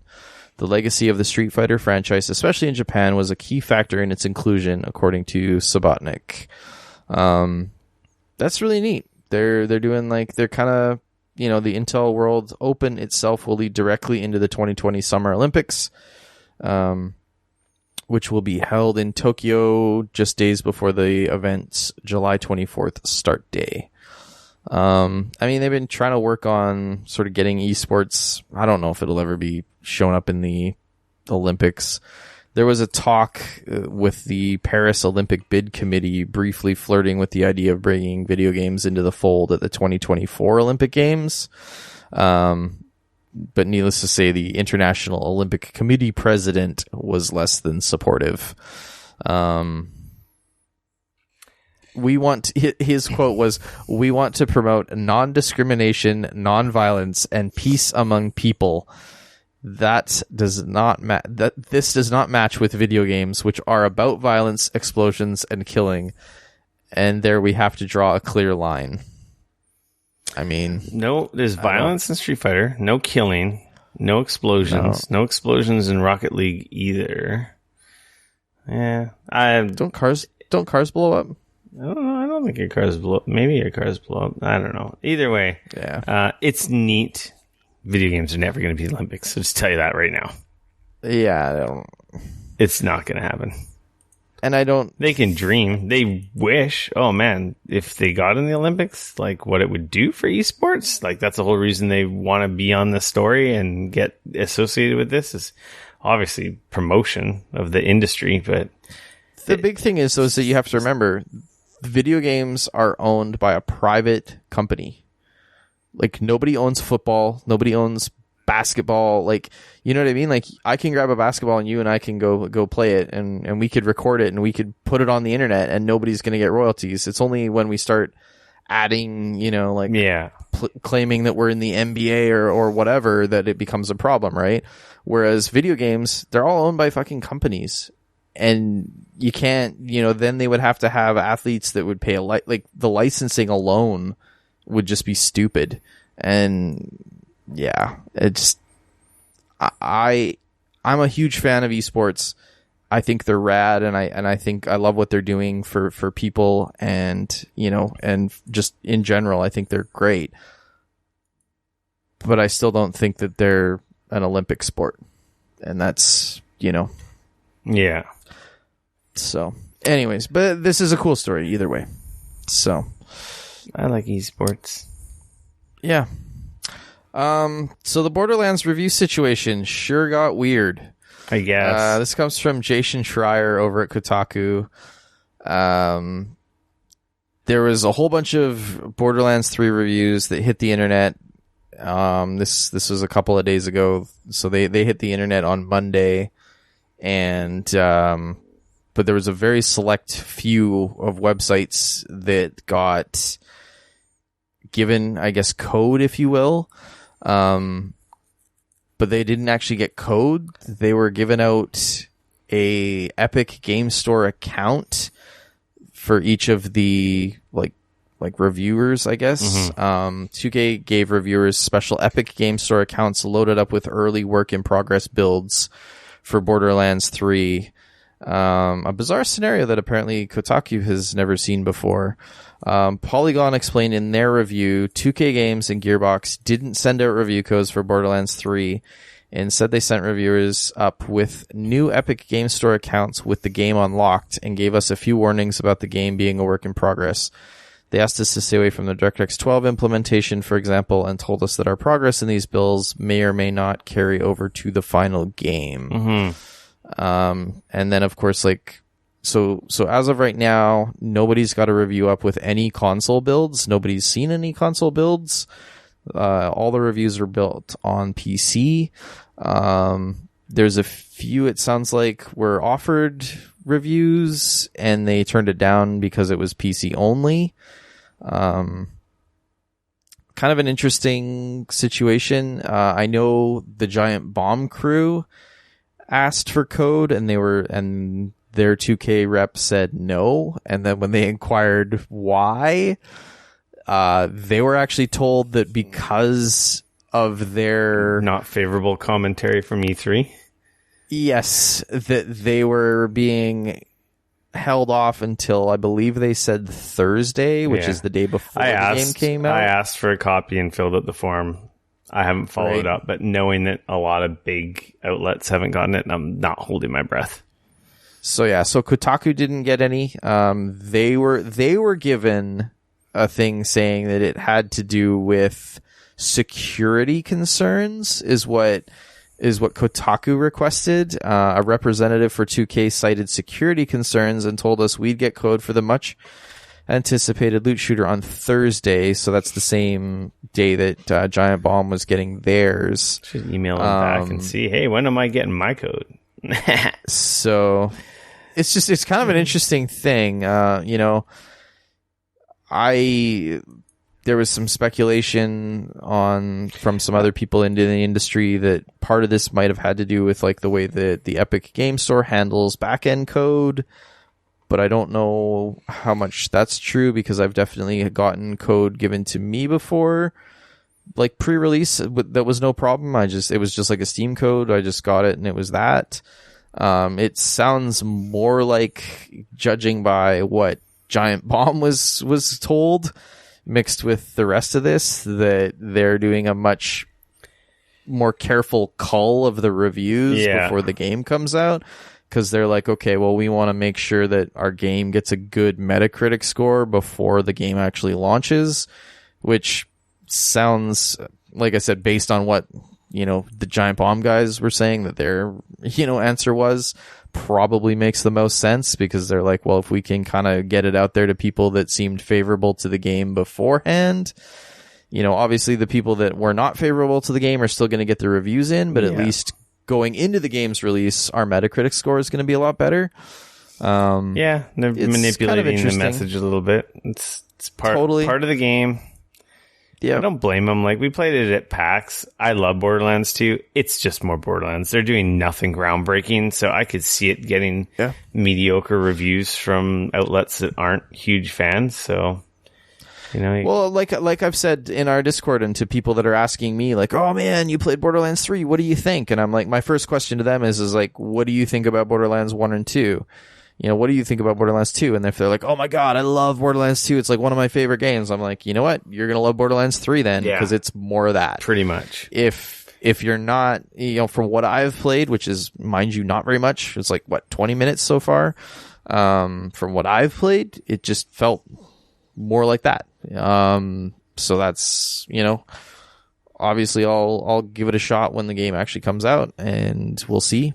But as of right now, we'll see. We will not. Either way, it's kind of an interesting situation, though, with all of that. We'll have more to say about Borderlands next week. We don't have early access. We'll just be getting it release day. So, yeah. Hoping we get it release day. Knock on wood. This next story comes from Eurogamer, from Matt Wales. And this is pretty exciting news. Paladins, Smite, and Realm Royale, which is essentially all the high-res studio games, they're all getting cross-play support on PS4. Which they already had cross-play, but not PS4. Yes, but not PS4. It was like the one all alone by itself in the dark. So this now allows it to play against the people on Switch, Xbox One, and PC. Sweet. Apparently that starts today. So, but because they're technically a day ahead, this is all very confusing. Mm-hmm. It'll be September 12th. So technically, when this gets released, it should be out. And that's essentially all the high-res studios games, which for me means Smite, which is hella fun. Yeah. Which means that my brother and other people that I know that play on PlayStation 4, I can play with now on PC. It's about damn time. This is gonna not be an issue eventually.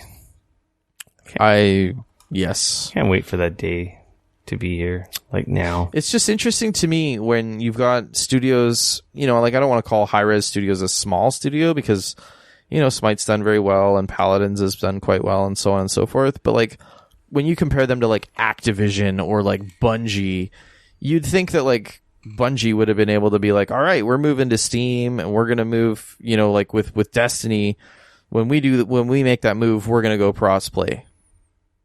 And to be fair, who knows? Like, I don't know how any of the back end stuff works for them. So there might be way more work than I realize needs to happen in order for that to happen.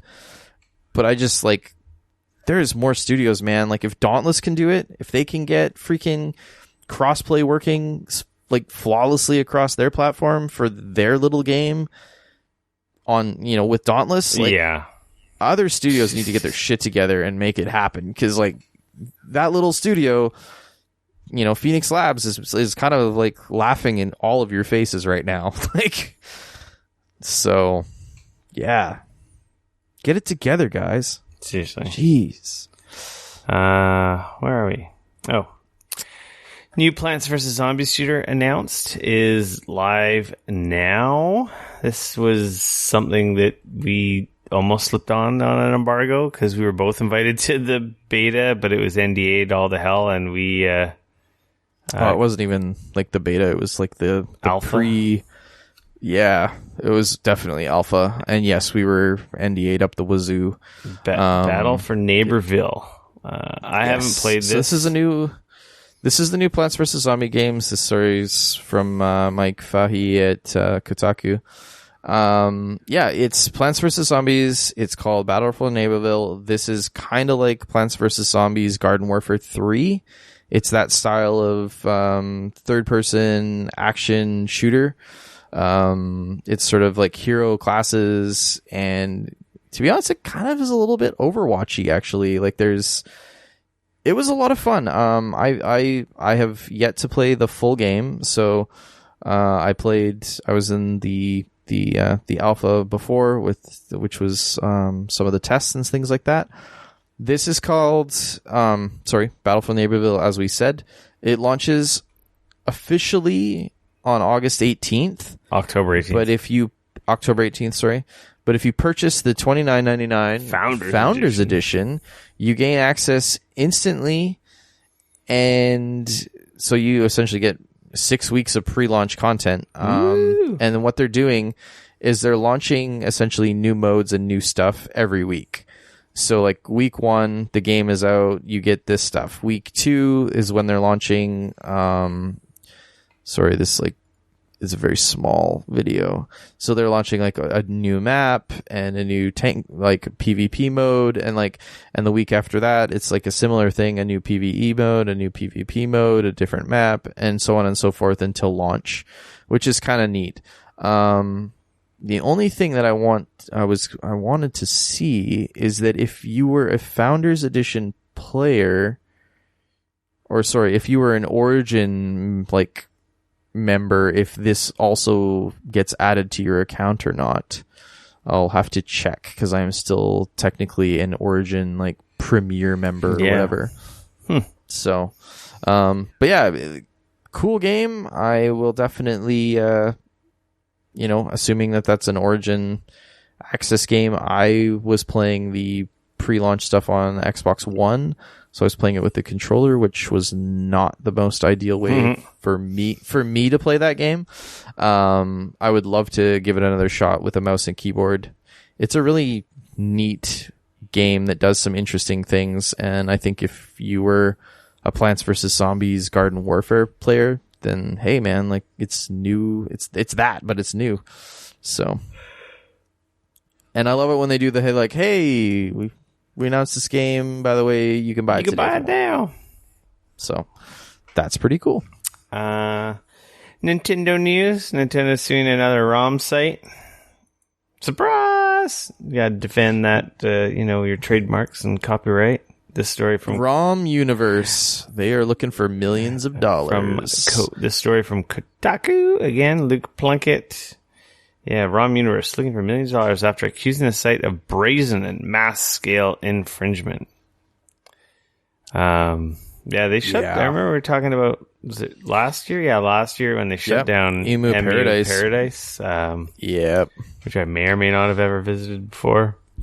Apparently these guys are really asking for it, though. The site is simply listing Nintendo Switch ROMs right out in the open. They got a screenshot here, and they even charge a membership. Yeah, $30 membership for granting faster access to those files. They're gonna get shut down. Yeah, they're screwed. Yeah. So don't host Nintendo ROMs, otherwise you're gonna have a bad time. You're gonna have a bad day, okay? Don't host anyone's shit, man, unless you're unless you have permission from them, or you're Elon Musk and you can afford it if they come after you. Jesus. Seriously. I don't know, man. That guy burns through cash faster than anybody I've ever seen in my life. Well, you gotta have money to freaking be an idiot and pirate Nintendo shit and try and make a profit off of it. Moving along. Nintendo patent that leaked out this week. Well, it didn't leak out. That was uncovered this week. Shows curved Joy-Con design. This is from Eurogamer, Tom Phillips. Basically, Nintendo's patented a new Joy-Con design which would allow for controllers shaped a little differently, with the top half of each tilted downward. That would make them so much more comfortable strange, to hold. Kind of hingy design. So it would essentially make the buttons, so like the control, like it would make the. I'm trying to think of how to explain this for our audio listeners. The joystick on the left one, that part, so essentially where you're holding it would be flat, except for where the joystick is would be hinged forward. And on the opposite one, so on the right one, it would be the 4 buttons would be, again, hinged forward. So it would make it a lot more comfortable to hold in a more natural position. Your hands wouldn't be arched up all weird. You'd just kind of be holding it in a more, it would just be like a grip, except that it would be a lot more ergonomic, I guess. If this works and if this is a new thing, I'd be like, hell yeah. But I mean, who knows? This is a patent. Yeah. It could have totally been Nintendo was like, hey, this is a cool idea. We better patent it in case we use it. Nintendo's had a few patents that have come and gone. Yes. Game Boy shell. Yes. Game Boy shell for your smartphone. That was one we were kind of excited about last year or the year before. That never came still to nowhere to be fruition seen. at all. And then there's that flexible Nintendo Switch hoop. Oh wait, that's real. We'll find out about that after we record. There was a video earlier in the week of a bunch of people doing weird stuff with a big plastic hoop with Joy-Cons attached to it and strapped to legs and arms, and looks like a new version of Wii Fit, but with I don't know. Anyway, we'll know about that next week, because unfortunately that's getting unveiled after we record. It looks neat. It's weird. So weird. If it comes out, it comes out. Cool, I guess. Yeah. I don't really. The only issue I have with the freaking Joy-Cons and the Switch is a goddamn drift. Yeah, honestly, I do find it uncomfortable to hold for long periods of time. If it was more natural, I would appreciate that. PlayStation news. The scariest thing in PT was following you all along. This story. Dude, this is a crazy story. I saw this on Twitter. Someone on my Twitter feed posted it. This story comes from Kotaku, Joshua Riviera. Basically, essentially, somebody deconstructed PT, and they were trying to figure out what happens in the game when the player isn't looking. And because if you played PT, there's a ton of sounds and shit that's happening behind you and around you, but of course when you turn around, there's nothing there. I couldn't play. I had to stop playing it. It was freaky. I never quote unquote finished it, because it's one of those you got to do, go in the circle. You got to do weird stuff, and then knock on the wall, and then look at the photo, and then turn the tap on, and then go the opposite direction. It was, yeah, it was freaky as shit though. But apparently, after he detached the camera from the player, so that you could see what was going on behind you. Apparently there's a scene where when you start the game, you go down the hall and so on and so forth, but then you manage to pick up a flashlight. And apparently when you pick up the flashlight, once you pick up the flashlight, that's the key that sets this all up. This ghost, this freaky ghost chick that they're called Lisa. Essentially, she's literally attached to you behind you, and she's just following your character as you run around. So all those sounds and all that shit that's happening is literally because she is there behind you the whole time. So you turn around to see what's behind you, and naturally, she turns with you. So she's essentially piggybacking you. And it's when you watch the videos and stuff, it almost makes it freakier, because it's oh my gosh, pretty rad, and sad that was a game that we'll never. That makes sense to why it was so freaky. That's so. That she's just behind you the whole time. Yeah. I had to stop. Man. I couldn't play it. I was playing it in the room I'm in right now is my man cave, and you can't see it, but I got the projector. So this room's got no windows. It's like totally blacked out with the surround sound. I was playing PT in this room, and I was like, nope, I'm done. Nope, stop. That's enough of that shit. I'm good. I was playing it with my sister-in-law was in here because she was really interested in checking it out, and she was playing with me. And I still couldn't play it even though I wasn't by myself. I was like, no, this is too intense. I'm like, no way. Anyway. We've in this next story, also PlayStation, we've all been calling the DualShock's cross button the wrong name. You mean the X button? The X button, the cross button. Press cross to pay respects. If you're of a rational mind, you'll probably call it the X button, right? Yeah, that's what I call it. That's what everybody calls it. This is from Eurogamer, Vicky Blake. I've seen this blow up everywhere. I actually saw it first on my Twitter feed, where someone, I guess PlayStation was like, it is cross. So yeah, because PlayStation UK literally put that it is the cross, so it is officially the cross button. So there you go. X is wrong. Yeah, I'm wrong. We're all wrong. It's, and I can barely type this. My fingers are shaking so badly. It is indeed called a cross. So there you go. Triangle, circle, cross, square. And then, PlayStation UK insisted. And then people were like, no, but a cross is like this, and then that, and actually someone was. This thing like blew up. It was like some of the replies to this are hilarious. Some people ripped out the circuit board underneath, and apparently on the circuit board underneath, it's called the fork button. I don't think not the cross button. That can't be true. I have no idea. So it's pretty funny. For me, I always called it X. Be the same. I knew it was the cross, to be honest, because I've heard that before being referenced as the cross button, but I still called it X. It's the X button. Man, there was a good one. It's not in the story. There's a bunch of good ones. There were people who were just like making fun of this or debating it, but oh well. Yeah. Press the cross button.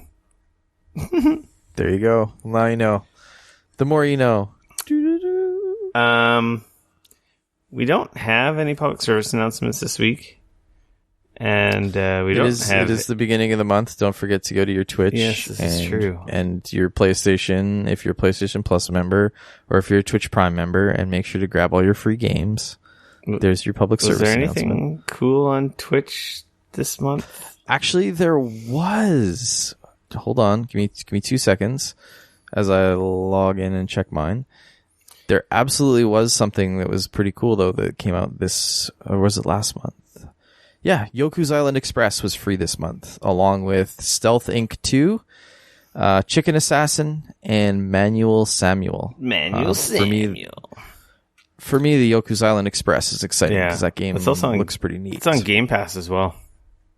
Is it? Mm-hmm. There you go. So if you have Game Pass, don't worry about it. If you don't, and you have Amazon Prime, go grab Yoku's Island Express from Twitch Prime. Is there anything else? Oh, I got something. What do you got? I picked our winner of the 3 months of Xbox Game Pass Ultimate. Oh, really? What did you get? Or who do we have to announce? I haven't contacted them yet. I don't know if they want their name announced, but their initials are SD. Stephen D. That's all I'll say. I don't know if they actually listen to the podcast. Right. He did follow us on. He did follow us on Mixer. He apparently joined our Discord server. But yeah, and I will say he's a Canadian boy, so I had to disqualify a few of the first couple winners. People don't read, man. It said North America only. I got some guy from like Abu Dhabi and someone from Brazil. It's like, dude, the code's not going to work for you. Like, get out of here. Right. So anyway, Steven, congratulations. I will reach out to you. I got your email here, and I will send you that code of 3 months of Xbox Game Pass Ultimate. So that's live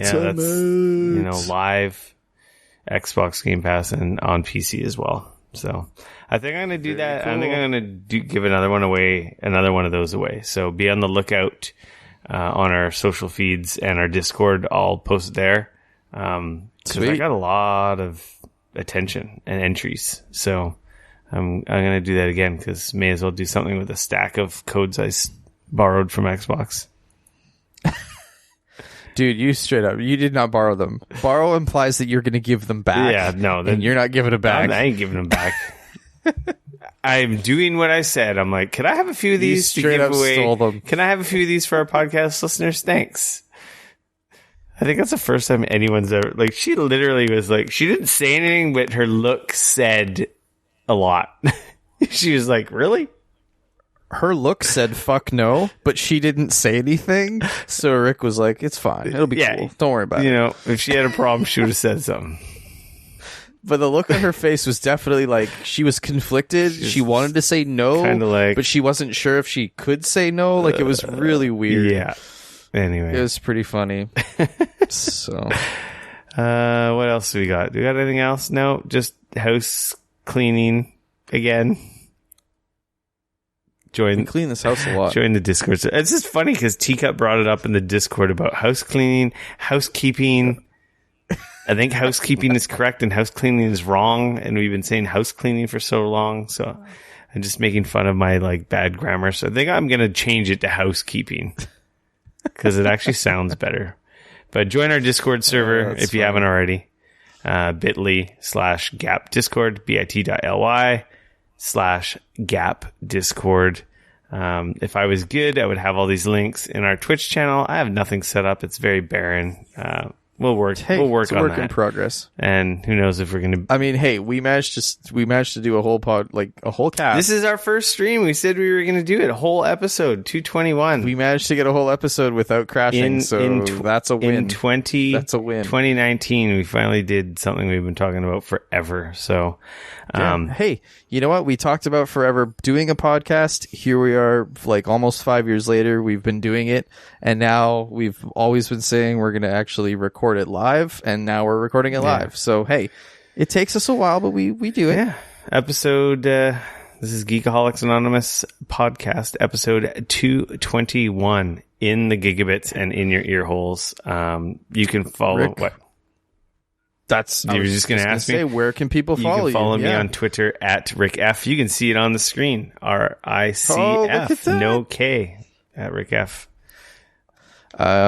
You can come bug me on Twitter at Dane Cody, at DAYNECODY. And of course, we are Geekoholics everywhere: Facebook, Twitter, YouTube, twitch.tv/Geekoholics as well.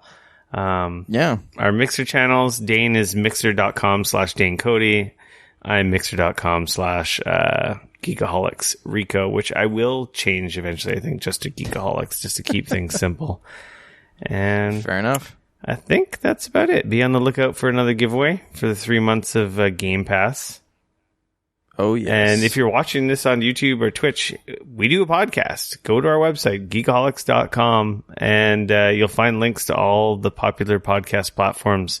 Subscribe, or if you like, just, watch the video on demand or check this out if you're watching this on YouTube.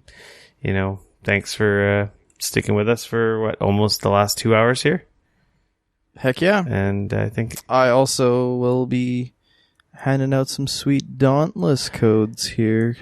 So we'll add those into the mix as well. Nice. Thanks for listening, everyone. Oh, and remember to rate and review us on podcast services that allow rating and reviews, ideally Apple's podcast app on the iOS and the Mac OS.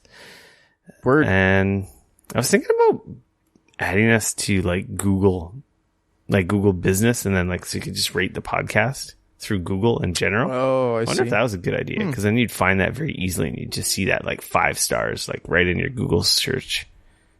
Anyway, but then wouldn't it have to be a location? Anyways, we'll talk. I'll make up a location. I'll put it on the moon or something.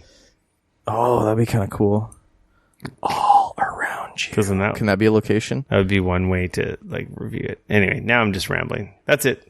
Yes. Geekoholics Anonymous episode 221 is in the gigabits and your ear holes, and we are out. Later. Peace. Thanks for watching, everyone, and listening. Whoop, whoop.